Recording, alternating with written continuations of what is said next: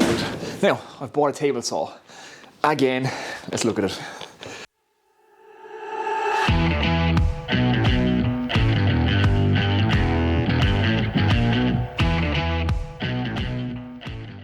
What's happening, everyone? Welcome back to the workshop. I hope you're all doing well. Now, I've got myself a new table saw, so that's essentially what this video is going to be about. So I'm going to address the reasons why I got this table saw.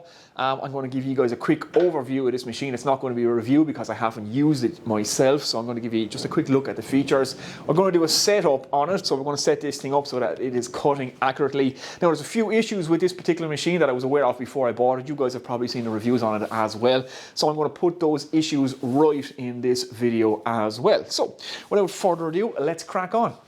Okay, so very quickly, I'm just going to run through the reasons for getting this particular machine, and then we jump in and we take a good look at it, we'll test it out and all that good stuff. So, I know I said I wasn't going to get a table saw again. I had originally sold my last cabinet saw. That's over a year ago now or more that I sold that. I just didn't have much use for a table saw, the type of woodworking I was doing. My bandsaw and my miter saw was essentially doing everything for me, and my saw was just essentially taking up space in my workshop. I recently added an MFT table after I sold that cabinet saw, and the MFT table does so much for me as well with the track saw. I didn't really feel like I needed one. Now, there's a couple of projects lately where a table saw would have come in quite handy, so I was kind of thinking again, maybe should I get a table saw? I made this cutting board, and everybody I have shown this to absolutely loves it, so I'm going to make more of these, and a table saw is absolutely fantastic for doing this. I want to do more intricate patterns when it comes to cutting boards as well, so a table saw will become essential for that type of work. So the idea of getting a table saw again popped back into my head. Now, I didn't want to buy a big cabinet saw, taking up loads of space in my shop. I have my MFT table, that's kind of my centerpiece in my shop. So I was kind of thinking of a job site saw. This particular saw fits nicely under my MFT table, so I can pack it away when it's not being used, which is great. So it's not actually really taking up any extra space in the shop. So that's why a job site saw. Now, I posted a picture of this online. And a few of you guys were asking me, why not the DeWalt, why not the saw stop, why did you go for the Bosch? The DeWalt always wins in all the reviews. Well, simple answer is this popped up second hand quite close to my house for a good price. Came with the stand, which I'll show you in a minute. So that's why I went and got it. That's why I chose this over the DeWalt. I didn't get the saw stop because they're just not available in Ireland. I would love a saw stop saw. I would love a saw stop big cabinet saw. They look absolutely fantastic, but you can't buy them here. Festool, I believe, own the saw stop technology, if I'm not too much mistaken. So you can only get the saw stop technology in the Festool cabinet saw or job site saw over here. And that Festool saw is as expensive as a cabinet saw. So that's kind of out of the question. So that's why not the saw stop. And the reason I didn't go for the DeWalt is because this one came up second hand and it was reasonable money. So close to my house, so I went and got it. So that's why I got this saw. So let's have a look at the features, functions of this thing. Let's test it out and let's put right some of the issues. Okay, so first off, it came with the stand, which is one of the reasons I got it. Now the stand is pretty easy to set up. Just two handles either side, just squeeze them in, the legs pop down, and there you go.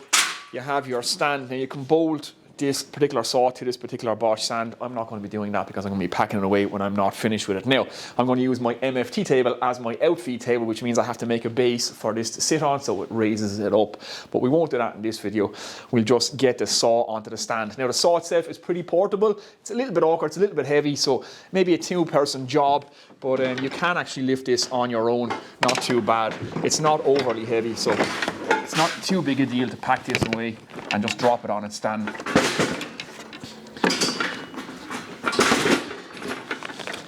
And nice and simple, just like that. Okay, so now the saw is on the stand. I'm just going to quickly run through some of the features of this saw. It's not going to be an in-depth review now. That will come up in a couple of months' time when I put some miles on this machine. But just give you guys a quick overview of what it can do. So, it has a nice few features. It has an extendable rest that comes out the back. So, you essentially have an extension for an outfeed. So, if you're doing longer boards, that's a nice little feature to support your work material out the back of the machine. I'm going to use my MFT table as my outfeed table. So, I won't be using that as much. The tabletop itself then is extendable, so just pull up a handle in the front there that extends out, so you now have a nice big workspace if you're doing wider boards putting it through. So that's a nice little feature to have. Again, it's nice and quick to set up. It's just a handle there. It also has a crosscut sled built into it, which is really nice. So it has the sled right on the tabletop here. Now there is an issue with this sled, which I'll show you in a second, and we're going to try and put that right. A nice miter fence as well. It's a pretty big one. It's bigger than what comes on the D-Walt, and the rest of them seems to be pretty accurate, and there's some nice stops and stuff, which I'll show you now in a second as well to set it up. Now, the motor itself is 2.1 kilowatts, and that's roughly 3 horsepower. The blade itself is a 10-inch blade, or 254 millimeters. It has, what I've measured there is an 80 millimeter maximum depth of cut, so that's just over 3 inches. That's plenty for what I need out of a table saw. Anything bigger, I can run it through my bandsaw. So yeah, some nice features. 2.1 kilowatts is plenty of power, so I'm hoping this thing will have plenty of power to do what I need. It's nice and compact and easy put away as well. So that's kind of some of the features on it. It has some nice tool storage on the side. Everything clips away on it. If you are putting this in your work vehicle, then you can just clip everything onto it, pack it away. It's pretty mobile. Again, 2 people to lift it is probably the optimum, but you can catch it by the 2 handles and lift it. Just mind your back when doing so. So before we get into the issues, I'll show you the guard and the riving knife. I actually quite like these. Now they've changed this. The original one had a lever handle on the side which would hit the fence when you brought the fence in close to the blade. That was a gripe a lot of people have. Obviously that's not the case anymore, and you can lock these up so that the fence can now go underneath it, which is handy. So it's a double-sided one, and you can lock both of these up, so whatever side you want to put your fence on, that's not an issue. Quick release handle here, so you can remove it off, which is quite nice, and it's pretty easy attach, just a case of lock it back on there. So yeah, they've changed the guard on this machine, and this one is now much better. So I'll give you a close-up of the riving knife now. I actually quite like how this works as well. Okay, hopefully you can see that. So here is your riving knife. Now I like this. There's a quick release handle just down here. It's only a quarter turn and releases the riving knife, which is quite nice. Now there's little indentations on the riving knife, so you can remove it all together, or you can push it right down. So you can push it down to its lowest setting, which is right there. It's only a case of just clip it in to the 2 holes, lock back in that handle, and it lines itself up perfectly with the blade, which is quite nice. There's some bolts on the back side of it here too if you need to adjust that, so it's a kind of adjust it once, set it and forget it. And I can see by pulling up now on the handle, every time I lock it back in place, it's perfectly in line with the blade. So I'll be building crosscut sleds and stuff for this, so it's handy to be able to drop the riving knife down to its lowest point like that and remove the guard and use it without the guards. So that's quite a nice feature that I quite like. They've kind of thought about that. I'll give you a quick look at the other side. You can see the blade lock mechanism. Right, so there's the bolts right there just for adjusting your riving knife. So like I said, this is pretty much set up, so I don't have to change that. Here is the lever for locking your blade. So just pull that up, it locks the blade. There we go, just like that, and then we can just release it. So it's a case of just pull that up and lock the blade. So nice and easy, lock it down and freeze the blade back up again. Okay, so very quickly, if we look at the underside of the machine there's the handle for releasing the tabletop, for extending it in and out. Nice and simple. This is the handle for releasing the crosscut sled, locking it in place. Here's obviously your raise and lower, the same as any table saw. And you just twist this guy to release it, and then you can set your angle. Now, it's kind of counterbalanced, so there's a spring in there. So you can see it doesn't just fall to the side. It's pretty easy to move the motor back in place, which is nice. In this case, I just lock it in place, and we have stops left and right for 45 and 90, which we will have to set now in a minute. Here's your on-off button, so stop, start there, and that's also an emergency stop, so you can just hit that guy and it hits the stop button as well, which is a nice safety feature. And everything that comes with the machine can be stored on the machine, so yeah, that's nice as well. Now, let's go through the issues. Okay, so let's look at the 2 main issues now that I see on all the reviews for this particular machine, and that's the fence and the crosscut sled. Now we'll start with the fence. So the fence has a quick release latch on the front for locking it down and opening it up. So it's just a case of pull that up and the fence moves left and right. So you can see that there's a little bit of play in this fence. So if you're pushing it from the front, the back of the fence can catch. So if I push the front this way, the fence can do this, and if I push the front of the fence this way, the back can catch and it can tilt off slightly. And when I'm just eyeing that up against my miter slot here, I can see if I push it towards the miter slot that I'm a little bit this way, and if I push it towards the miter slot on this side, I can see that I'm a little bit this way. Now that's a bit of an issue. You want your fence to be as accurate as it can be so you can get accurate cuts, but what I found is if you catch the fence in the middle here and do your adjustments, hold the front and hold the middle, it stays pretty parallel to that miter slot. There you go, it's bang on there now, there's no discrepancy. So it is a little bit of an issue. It's something I'm going to have to pay attention to as I use this saw, but catching it in the middle rather than pushing it from the front, and it doesn't seem to be too big of an issue. And once it's locked down, it is rock solid, so that's good. Now, one thing I will point out, having your fence tilt a little bit away from the blade at the back, just a small bit, is not detrimental on a table saw. All your reference cutting is done on the front of the blade here, so once that distance from here to here is pretty much accurate, you're good. And if it's tilting away, it can actually help with the safety of the saw. So if the piece binds between the fence and the blade, that's when you get kickback. So having a little bit of more of a gap at the back here can actually help stop that from happening. And you're introducing a curve into your piece anyway, so once it gets out past the riving knife, your material can move out here. So like I said, the main point of reference is actually here at the front where all the cutting is done. So having your fence tilt a little bit away from the blade is not detrimental. Having it tilt towards the blade can be dangerous because you can compress that piece then, which is what you don't want. So that's something I'm going to have to pay attention to. It's not ideal, but I can check and just recheck. You should always check anyway if you're trying to be super accurate. If you're not just doing some rough cuts, you always want to check, especially if you're doing joinery on a table saw, that your fence is 100%. So that is one issue, but I found catching it in the middle here solves that problem. Now, on to the crosscut sled. Okay, the cross-cut sled. Now, this is a nice feature, but there is some play and some slop in it, which is not acceptable in my opinion, so I'm going to have to put this right. So, you can run your miter fence up and down in this slot as you would on any table saw, or you can release the cross-cut sled and use the actual sled itself, which is actually a really nice feature on this saw. However, the problem with it, as you can see, is there is quite a lot of play in that. Now, why is that an issue? Well, even when it's locked in place, you can see that's an issue. So there's about a degree or so of play in that. So if I go to all the trouble of setting up all these little stops now on my miter fence, so I lock that in place, and I think I'm exactly at 90 degrees. Well, if any pressure comes on the material this way going against the blade, you can actually push this. Lock that down just to highlight the point. You can see I can actually push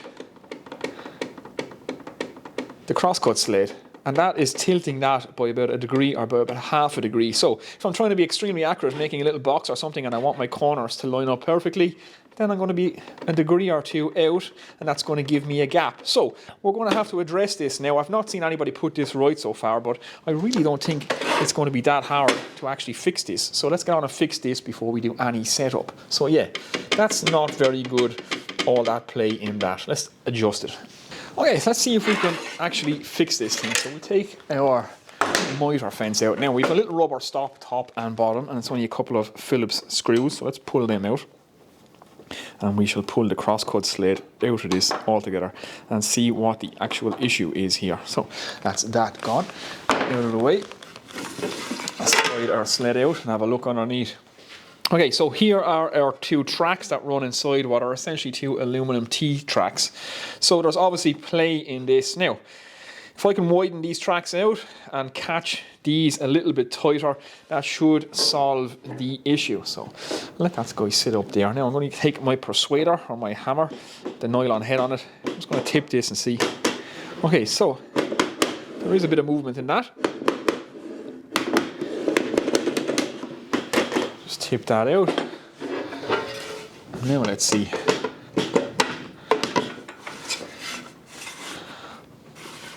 Okay. Now all the play is gone, but that is quite tight. So we don't want to be forcing that through. So we'll just run it up and down a few times. And as we can see, all the play is gone. Now what I'm actually going to do is hit this with some dry PTFE. So I love this stuff for woodworking machines because it essentially leaves a film of lubrication, but it's not wet. It kind of evaporates off and leaves a dry lubrication. So it's perfect for any machines that have a lot of sawdust because the sawdust doesn't stick to it. So we'll just give a little shot of that in there. Let's see if that helps.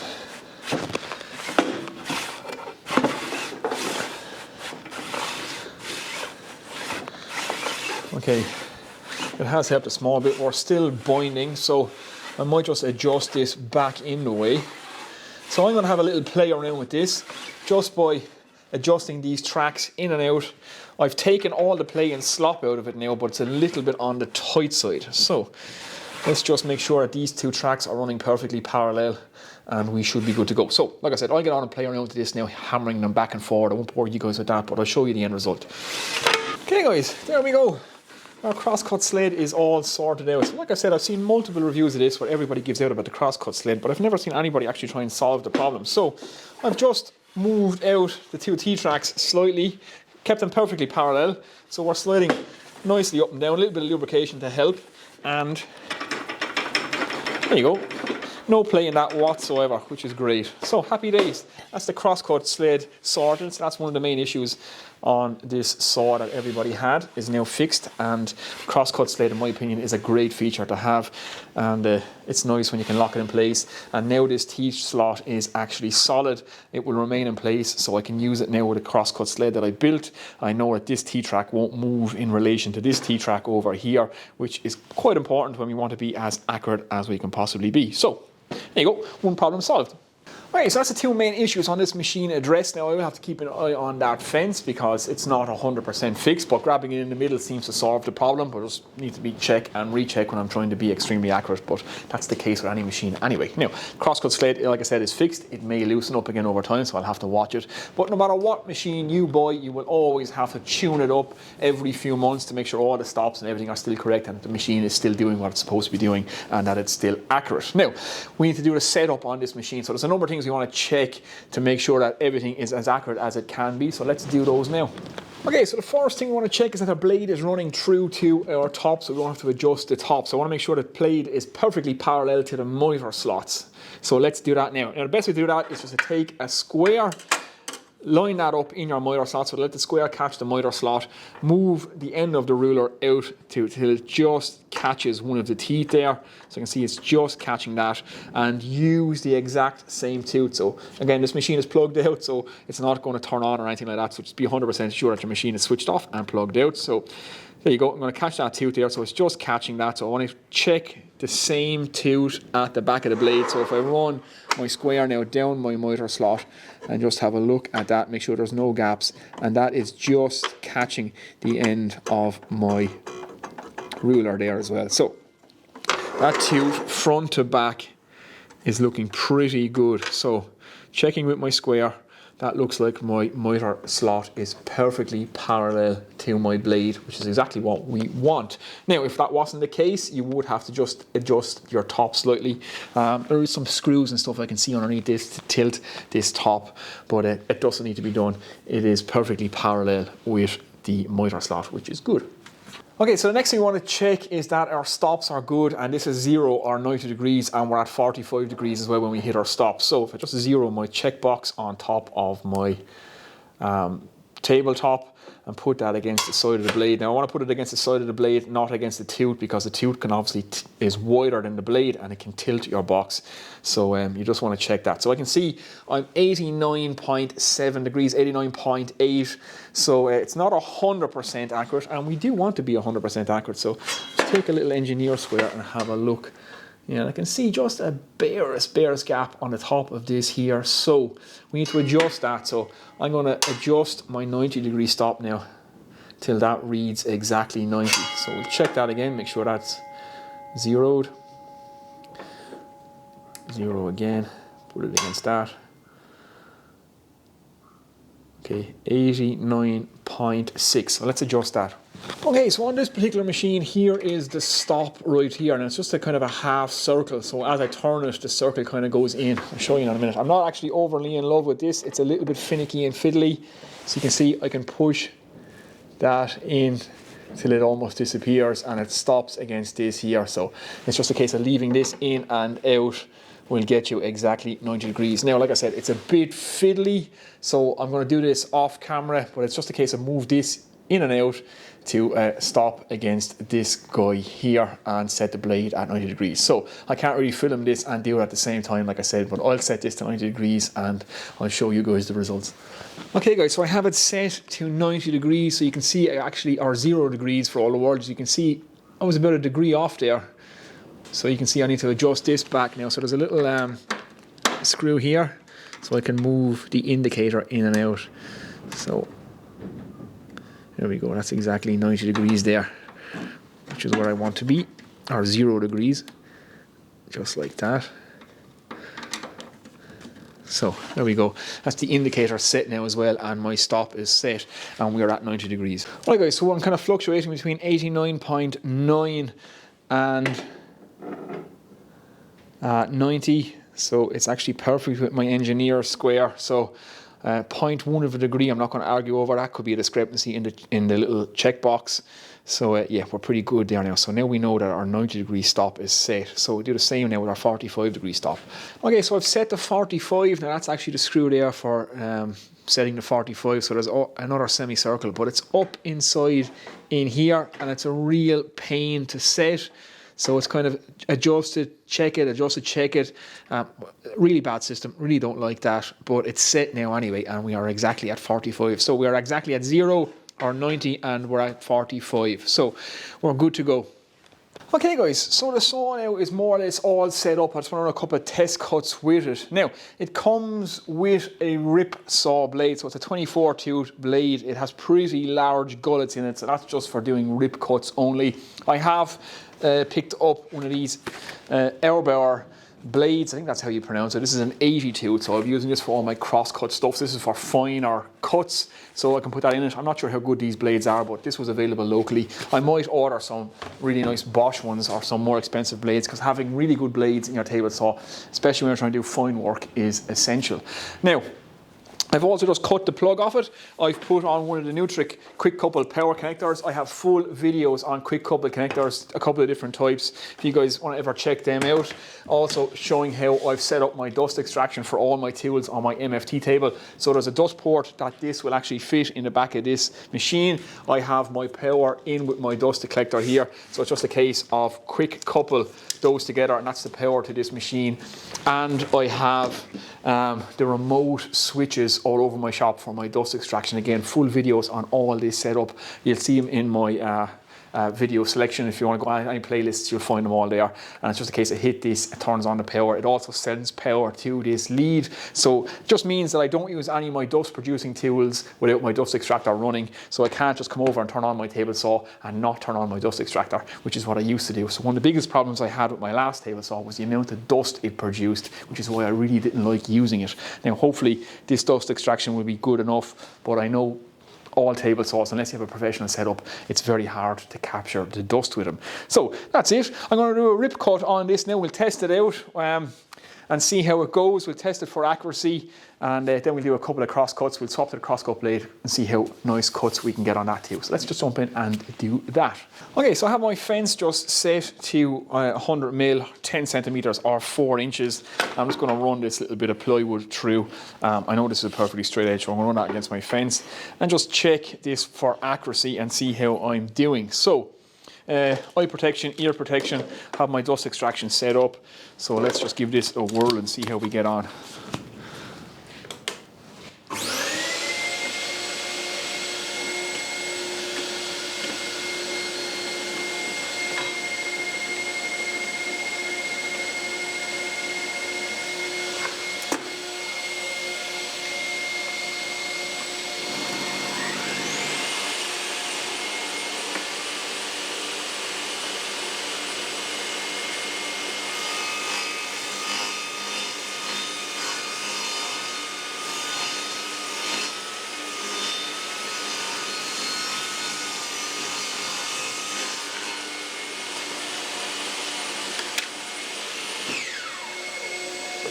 Okay, so 2 really nice things I've just noticed out of the gate. That is literally the first time I've turned this saw on. It has a nice soft start, and it also has a brake function. So that blade stopped almost immediately when I hit the stop button. Really nice feature, really like that. Now, let's just check this guy and see how accurate we are. Okay, let's check and see how accurate we are. Now, this is a pretty cheap vernier, so hopefully it does the job. So if we check that, 100.43, I think we'll call that. So I've set to 100 millimeters, 10 centimeters, so 0.43 of a mil according to my verniers. This might be out, so there is a little bit of adjustment here, but that's really nothing at all. And the most important thing is how much run out do we have, and how much discrepancy do we have on each end. So there you go, 100.37. So what did I say? 100.43, I think. 100 so 0.03, 0.06 of a millimeter, something like that. That is pretty bang on. So no real issues with that fence if it's only out by that much. That is absolutely minuscule, and you know there's variation in this verniers as well. So yeah, I'm pretty happy with that. That's a pretty good setup. Happy days indeed. Okay, the next test I want to perform is just check how powerful this little machine is. So this is a piece of 2-inch oak. This is the biggest thing I'm ever going to be cutting on this machine, and this is a pretty tough cut. So we'll just check and see how powerful it is. I'm just going to rip a small bit of this. So let's do that.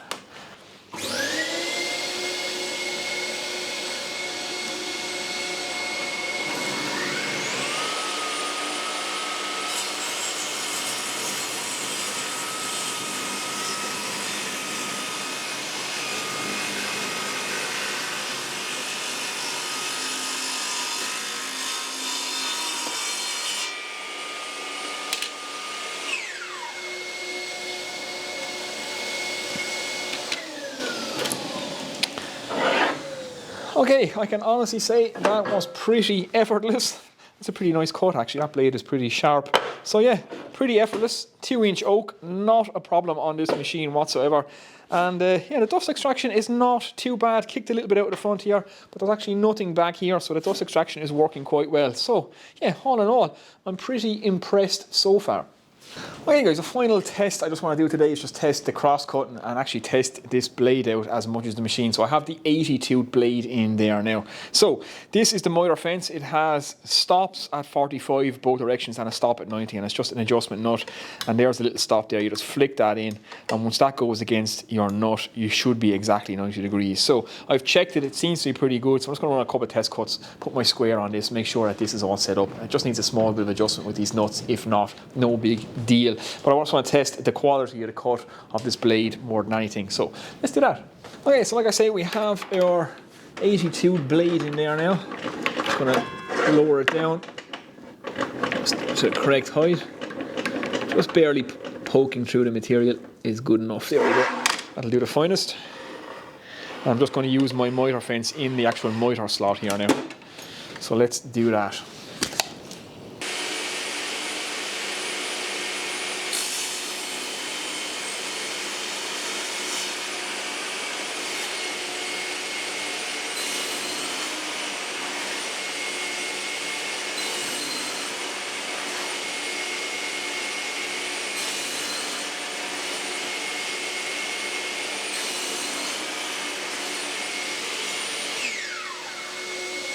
Okay, so that gave a really nice cut on the end of that red oak. Pretty happy with that. And we are good and square according to my engineer square. So I'm not going to argue with that. That's pretty good. So there we go. Yeah, pretty impressed. The machine is all set up now, ready to go. So I am pretty happy with that. Okay guys, so there we go. That is my new table saw. It is more or less all set up now, and I have to say initial impressions of this machine are very good indeed. It has plenty of power, and once you deal with those few little issues that it has, it seems to be very, very accurate. So it flew through that 2-inch oak, absolutely no problem. So that's more than enough capacity that I need for my table saw, and once I see it is doing that, then yeah, that gives me lots of confidence indeed. Really nice cut from that 82 blade. The ripsaw blade is pretty good. The machine itself seems solid. It's nice, compact. The dust extraction seems pretty good. It's easy to put it away when I'm not using it, so it's not actually taking up any space in my shop. So yeah, all in all guys, I'm pretty happy with my new table saw. Hopefully you guys enjoyed the video. Hopefully it answers some questions for you. If you're in the market for maybe one of these job site saws, then maybe consider the Bosch. It's not actually that hard just to sort out that issue with that crosscut sled. The fence may still be an issue down the road. If it is, I will be sure and tell you guys. I will put this thing through its paces now over the upcoming videos, and if I find any more issues or things that I don't like about it, I will absolutely let you guys know when I do a full review of this machine. So, upcoming videos, we're going to do some table saw related content. I have to build a platform for this now so that it's perfectly level with my MFT table, so that I can use it as a outfeed table when I pull this machine out and set it up, and I also want to build a really nice crosscut sled for it. So I think that'll be probably our next video. We're going to make a nice crosscut sled for this machine so that we can do some really nice accurate joinery on it. So that's it, guys. Again, hopefully you've enjoyed it, hopefully you've got something out of it, hopefully it's been informative. If you have, give the video a thumbs up, that really helps me out a lot. If you're new here, think about subscribing, and yeah, I'll see you in the next video, guys. Take it easy.